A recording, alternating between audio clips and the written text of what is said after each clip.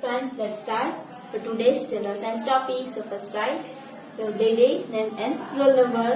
Exercise question 1. Fill in the blanks. ખાલી જગ્યા fill up કરો. First, the claws of a blackbird help it to hold a branch firmly. એટલે કયા પક્ષીઓના પંજા છે તેને જે ડાળી છે ને પકડી રાખવામાં મદદ કરે છે. શું આવશે? Perching bird. Second, the parrot has a strong blank beak. પોપટ છે એની ચાંચ કેવી હોય? મજબૂત અને કેવી આવશે? કર્વડ એટલે વળેલી. Third, the blank feet of a dog help it to swim in water. બતક છે એને કેવા પગ હોય છે કે જેને પાણીની અંદર તરવામાં મદદ કરે છે? તો કે વેબ્ડ એટલે ઝાડવાળા. Fourth, the blank bird sucks nectar from flowers.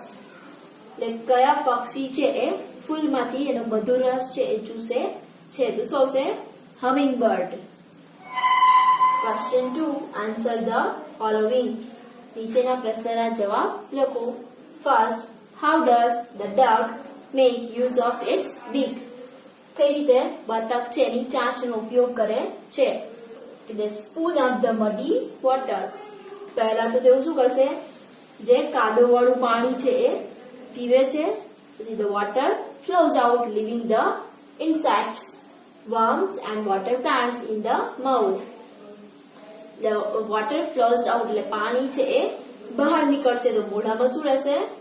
તો કે જે જંતુઓ, કીડા અને પાણીજન્ય વનસ્પતિ છે એ ક્યાં નાખશે? મોઢાની અંદર. જ્યારે પાણી છે બધું બહાર કાઢશે. Second, what does the eagle use its claw for? ગરુડ છે એના પંજાનો ઉપયોગ શેના માટે કરે છે? The eagle uses its claw for the hold the prey firmly. ગરુડ છે એ તેનો પંજાનો ઉપયોગ શિકાર હોય તો એને પકડી રાખવામાં મદદ કરે છે. Third, what does the woodpecker use its beak for? લકડખોદ છે એની ચાંચનો ઉપયોગ શેના માટે કરે છે? The woodpecker uses its beak for it taps and makes holes in tree trunks in search of insects. જે લકડખોદ છે તે વૃક્ષનું જે થડ છે તેમાં જંતુઓની શોધમાં શું કરશે? તેની ચાંચ છે ને મારે છે થડ ઉપર અને એની અંદર કાણા બનાવે છે. શેના માટે આવું કરે છે? કે જંતુઓને શોધવા. And its long sticky tongue pulls out insects and worms. અને એની લાંબી ચીકણી જે જીભ છે એ શું કરે છે? જંતુઓ કે કીડા હોય તો એને ખેંચી લે છે. Let's see question 3.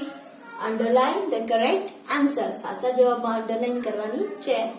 First, the sparrow or hoop has a short and pointed beak. કોની ચાંચ ટૂંકી અને અણીદાર હોય? કે sparrow. Second, scratchy or climbing birds have 2 toes in the front and 2 at the back.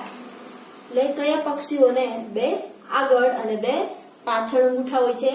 તો કે ક્લાઇમ્બિંગ બર્ડ્સ એટલે ઉપર ચડનારા જે પક્ષીઓ છે એને. Third, the stork or woodpecker has a long pointed beak. એ કોને લાંબી અને અણીદાર ચાંચ હોય? કે stork પતંગ. Fourth, the peacock or parrot uses its claws to scratch the soil.